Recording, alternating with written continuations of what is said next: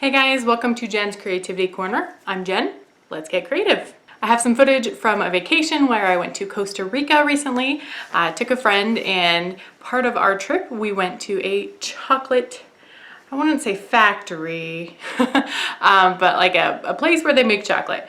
And we got to talk to one of the owners, talking about the whole process from harvest to bar, and got to participate in making some chocolates and bringing them home. So let me show you that process and the fun that we had.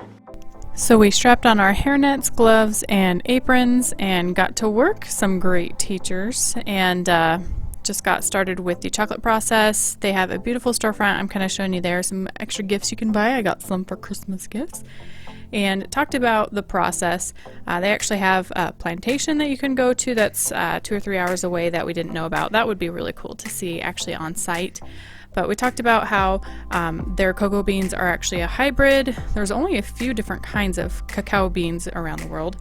And cool fact, they can only grow within 10 degrees north or south of the equator. And they like cloud cover, which is why you can't just grow them up here in the States. It's very specific to that region. So here in the kitchen, in the back room, it's temperature controlled, so it is cooler, which is nice in the hot, humid temperature down there, the subtropics. Also, a fun fact, at this particular business, they like to use organic sugar, which you don't really get in Costa Rica, so they do import that. So, fun fact. And here is an interview with one of the owners. The cacao pod, you're familiar with what they look like, right? Yeah, and they're white on the inside, aren't they? Yeah, so what basically you've got, once you open them, it's a thick shell seed pod. And on the inside, you've got around 30 to 50 little seeds that are all held together in a central vein.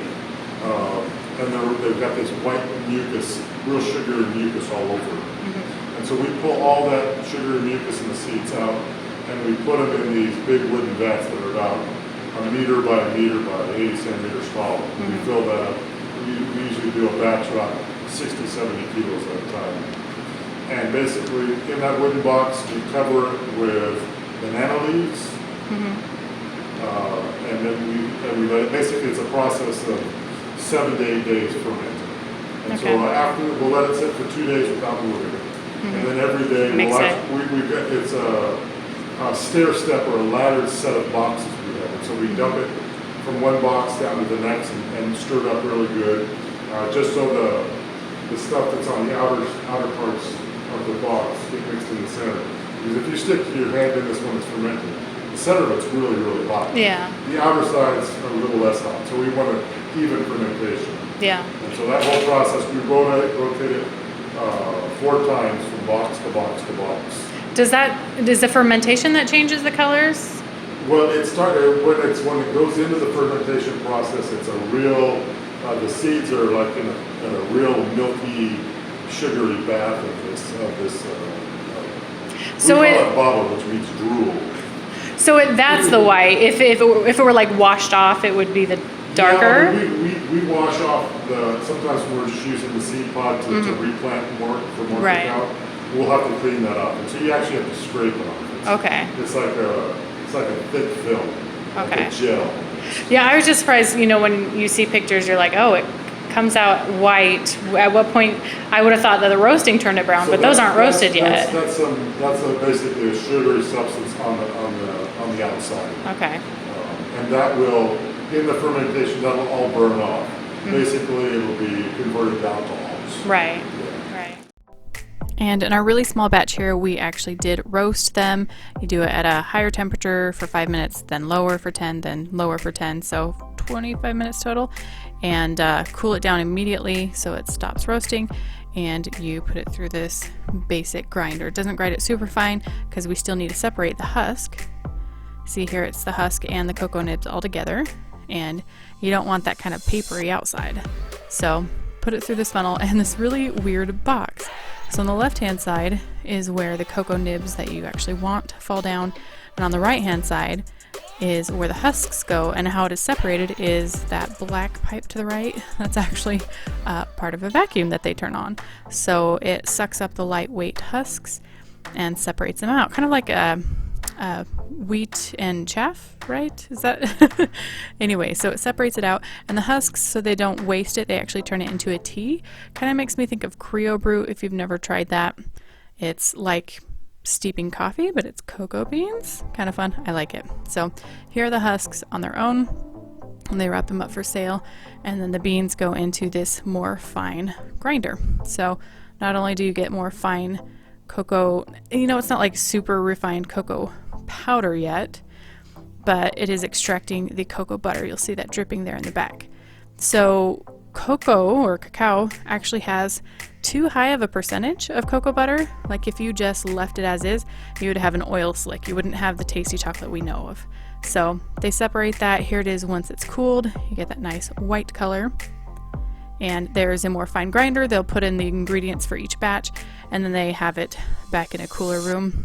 So that is not tempered. We'll talk about that, but it's just the basic mix of ingredients, and then they work with it to make the final product. So we're making bonbons and chocolate bars.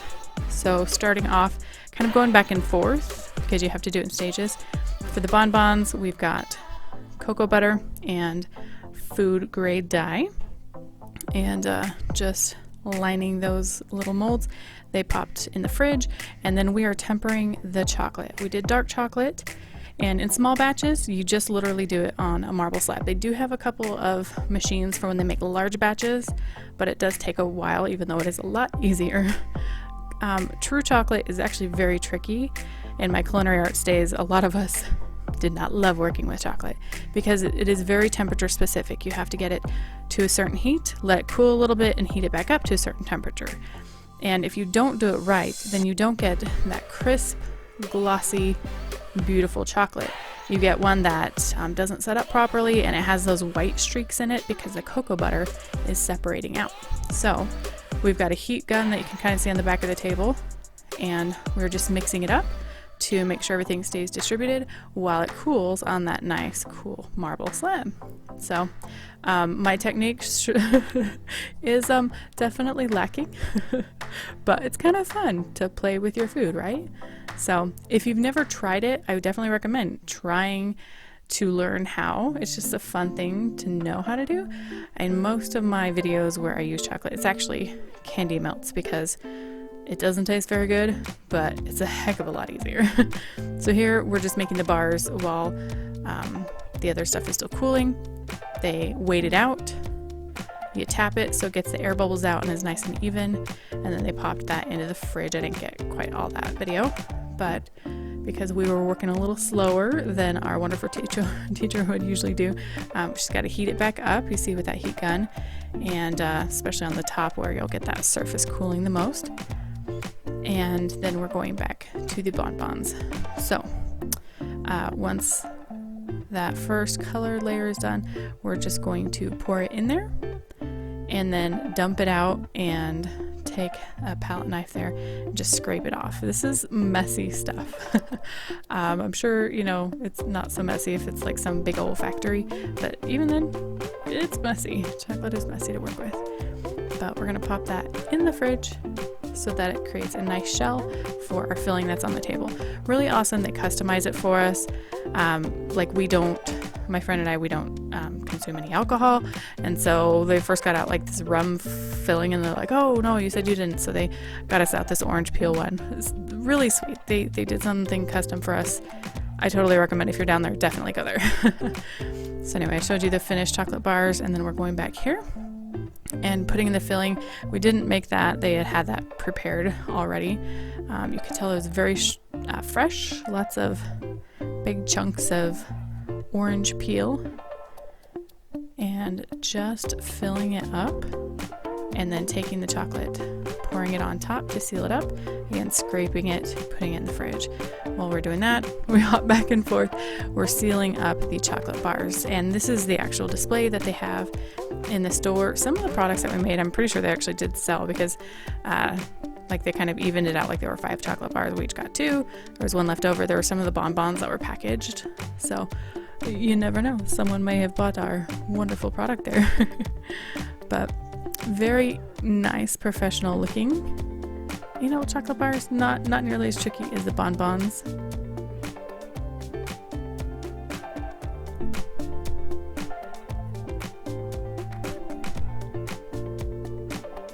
So I want to give a huge thanks and shout out to these guys. I'll include as much information as I can down below. They were so sweet to do this for us. I love how the bonbons turned out. Got to bring some home, give some to my roommates as a thank you for watching my dog while I was gone for a week. And maybe some Christmas presents.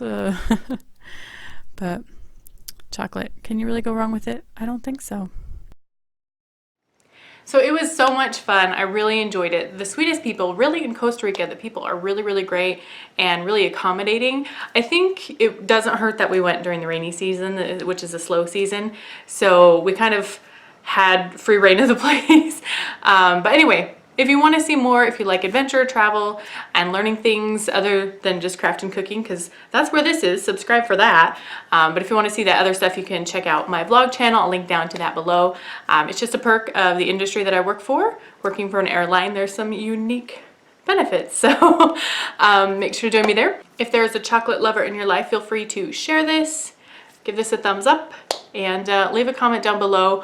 Are you a dark chocolate, milk chocolate, or white chocolate person?